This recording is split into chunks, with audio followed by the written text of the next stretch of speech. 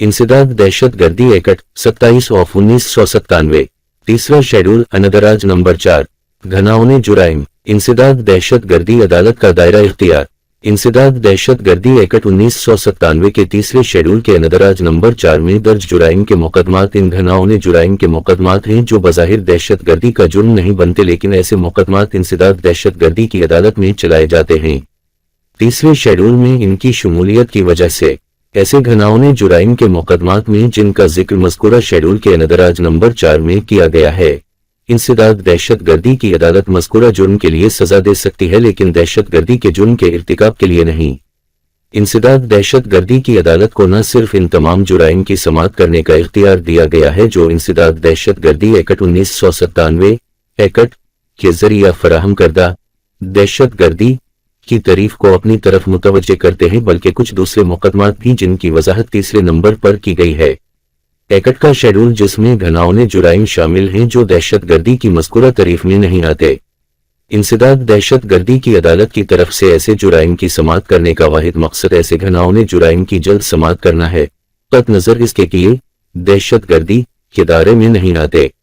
ऐसे मखसूस घनाउने जुराइम का ट्रायल सिर्फ इंसदाद दहशत गर्दी की अदालत में करना है, और वो अदालत ऐसे मखसूस घनाउने जुराइम का इर्तिकाब करने वाले शख्स को सिर्फ इन जुराइम के इर्तिकाब के लिए सजा दे सकती है, न कि दहशत गर्दी के इर्तिकाब के लिए, क्योंकि ऐसे जुराइम दहशत गर्दी नहीं बनते। इंसदाद दहशत गर्दी एक्ट 1997 के तीसरे शेड्यूल के अनदराज नंबर 4 में दर्ज जुराइम के मुकदमात इन घनाउने जुराइम के मुकदमात हैं जो बज़ाहिर दहशत गर्दी का जुर्म नहीं बनते, लेकिन ऐसे मुकदमात इंसदाद दहशत गर्दी के जरिए चलाए जाएंगे।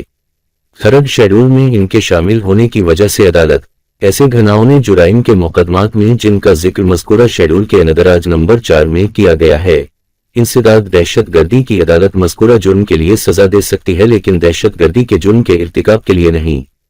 दहशत गर्दी के मुकदमात और दीगर घनाउने जुराइम के दरमियान इस तरह का फ़र्क बज़ात खुद इस बात की वजाहत करता है और तस्लीम करता है कि तमाम घनाउने जुराइम ख्वाह कितने ही संगीन हों, संगीन, सफ़ाकाना, लर्ज़ाखेज़, हतक आमेज़ या चौंका देने वाले, खुद से दहशत गर्दी की तश्कील नहीं करते, जो कि एक अलग नौ है।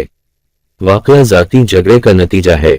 सच तो यह है कि मौजूदा केस में यह वाक़या इस वजह से पेश आया कि एक मुल्जिम ने शिकायत कुनिंदा की बेटी के साथ नाशाइस्ता मजाक किया, जिससे सूरत हाल मजीद बिगड़ गई और बिलाखिर शिकायत कुनिंदा के बेटे की मौत वाक़ हुई।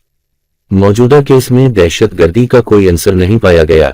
इस पहलू से इस बात की तायद भी हुई कि मकतूल के वालिद, जो कि खुद एक पुलिस अफसर थे, ने जुर्म की रिपोर्ट दर्ज करवाते हुए इतराफ किया कि क्लब में इसके बेटे और मुल्जिमान के दरमियान हाथापाई हुई, जो बिलाखिर वाक़या पर मुनतज हुई। मौजूदा मामला ज़ाती अना परसताना नुक्ता नज़र का नतीजा था और इसमें हुकूमत को गैर मुस्तहकम करने, मुआशरे में खलल डालने या मुआशरे के किसी तबके को नुकसान पहुंचाने के मकासद के हुसूल के लिए कोई मंसूबा या मकसद नहीं था, जो कि बुनियादी तौर पर सियासी, नजरियाती या मजहबी थे। मौजूदा केस में इंसदाद दहशत गर्दी एक्ट 1997 का इतलाक नहीं होता था। अपीलों की इजाजत दी गई और मुल्जिमान को इल्जाम से बुरी कर दिया गया। इंसाफ की इंतजामिया अदालतें जज्बात से मुतासिर हुए बगैर मामलात का फैसला करती हैं। अदालत का अवलीन फर्ज है कि वो अपने ज़मीर के मुताबिक इंसाफ करे।